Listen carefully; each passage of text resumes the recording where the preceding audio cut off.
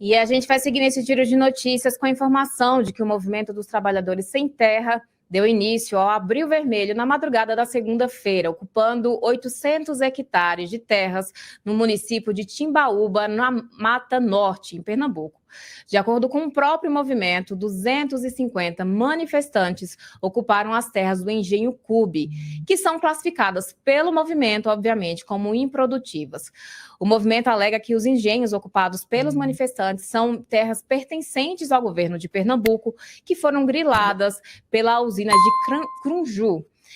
Inclusive, eles alegam também impactos à natureza. Ainda sobre isso, houve também na terça-feira uma contraofensiva ao Abril Vermelho, encabeçada aí pela bancada do agronegócio na Câmara dos Deputados. E para comentar toda essa situação em torno do Abril Vermelho, em torno dessa invasão das propriedades rurais e principalmente quais são os possíveis desdobramentos para a população brasileira e para os produtores, nós trouxemos ao meio-dia em Brasília o deputado Kim Kataguiri, que já está aqui com a gente para comentar esse assunto. Tudo bem, deputado? Tudo bem, muito obrigado pelo convite, Kiss.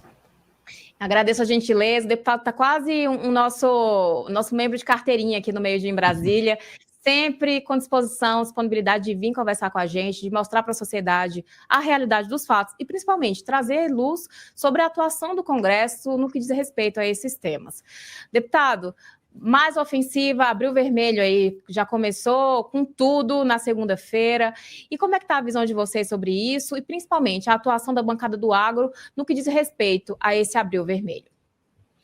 Olha, a FPA, primeiro, tem pressionado governos estaduais a cumprirem as decisões de reintegração de posse, né? A justiça brasileira, ela tem sido muito diligente, muito competente e decidido, basicamente, que as invasões são ilegais, que é o que prevê a nossa legislação. Não é um movimento privado que define se a terra é produtiva ou improdutiva, se é passível de reforma agrária ou não.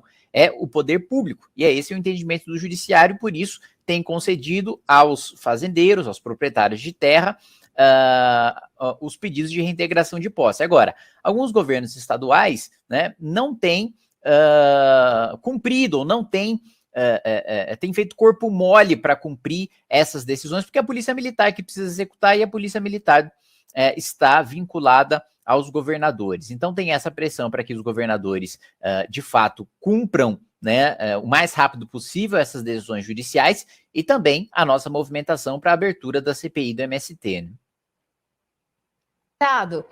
Uma coisa que a gente tem visto agora é porque, muito embora o movimento tenha se articulado de diversas maneiras, a gente sente que o movimento está desbotado. Inclusive, foi o tema aqui do meio-dia em Brasília, Abril Vermelho desbotado. A gente sente que o movimento tem atuado e, obviamente, eles têm aumentado o número de ações e invasões de terra no país, mas, em contrapartida, a gente não tem visto muito apoio. Inclusive, alguns ministros, o próprio Lula tem criticado, e também uma ala do PT tem criticado a atuação do MST. O senhor avalia que o movimento tem perdido força e nos próximos dias, o senhor acha que de alguma forma o presidente Lula vai fazer algum tipo de manifestação contra o movimento ou pelo menos para tentar barrar um pouco essas invasões? Bom, primeiro é importante a gente ressaltar qual que é o pano de fundo dessas invasões, né? Já foram feitas 2 CPIs em relação ao MST e a conclusão que se chega é que o MST, desde a sua origem, né, atuou em conluio com o poder público, fazendo indicações políticas para órgãos estratégicos, especialmente para o INCRA, que é o responsável pela reforma agrária. Né? Então, qual que é a conclusão, né, dessas 2 CPIs? Uma ocorreu no Senado, outra ocorreu, né, na Câmara dos Deputados, que o MST comete crimes, invade, agride, ameaça, né, utiliza idosos, crianças, mulheres, enfim, como instrumentos para o cometimento de crimes e para evitar decisões de reintegração de posse, alegando a vulnerabilidade daqueles que estão na dita ocupação, e justamente por isso, né, que há a necessidade de se instaurar a CPI, porque o pano de fundo, como eu disse, as invasões estão acontecendo para pressionar o governo Lula a dar essas indicações de superintendências do INCRA para o MST, como eles tiveram no passado. Só que parece que o Lula quer utilizar esses cargos no INCRA para formar sua base no governo, quer distribuir entre partidos e não quer mais dar ao MST, que utilizava, segundo o relatório das CPIs, essas posições no INCRA para legalizar uma indústria fraudulenta de titulação de terras, ou seja, o MST conseguia o título de propriedade daquela terra invadida criminosamente e depois fazia especulação imobiliária. Não utilizava para reforma agrária, não utilizava para agricultura familiar, utilizava para especular no mercado e vender aquelas terras e obter vantagem indevida, um dinheiro indevido com isso. Também já houve condenação na Justiça Federal há algum tempo do líder do MST, o José Rainha, por extorsão, ou seja, foi identificado pelo judiciário a prática do sujeito, né, chantagear o proprietário de terra, dizendo que se ele não conceder aquela terra, a terra vai ser invadida, e hoje José Rainha está sendo acusado justamente de extorsão, exatamente a mesma coisa. Mais uma vez, reforçando a necessidade da gente instaurar essa CPI. Deputado, Arthur Lira já deu a sinalização de que, de fato, a CPI deve ser instalada. Quais são as perspectivas? Quem vocês devem ouvir lá na Câmara dos Deputados no que diz respeito à CPI? E, principalmente, o senhor avalia que algum prazo para essa CPI ser instalada?